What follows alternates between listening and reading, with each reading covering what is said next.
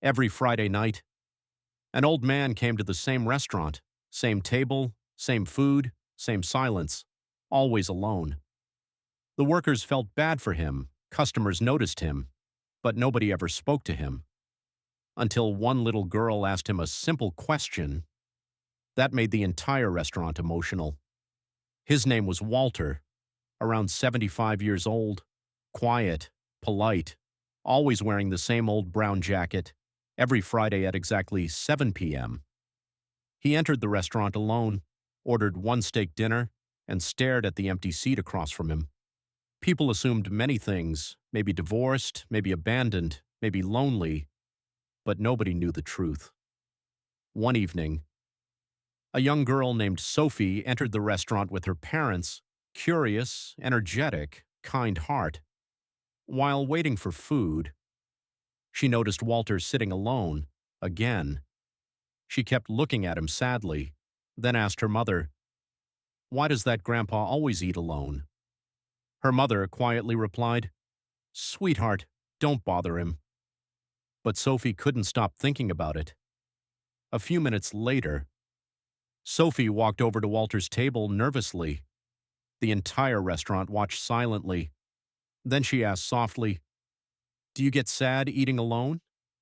Walter froze. Nobody had asked him that in years. Slowly, a small smile appeared on his face. Then he replied, "Only until someone talks to me." The restaurant became silent. Sophie sat beside him, and Walter finally shared his story. Years ago, every Friday night, he came to this restaurant with his wife for 42 years. Same table, same meals, same laughter. But 2 years earlier, she passed away. And since then, Walter kept coming alone. Not because he liked being alone, but because it made him feel close to her. Many people in the restaurant quietly wiped tears. Sophie listened carefully, then asked, "Can I eat with you today so you're not alone?" Walter's eyes filled with tears instantly. He nodded slowly. That night, for the first time in years, Walter laughed again, real laughter. The entire restaurant felt emotional watching them talk.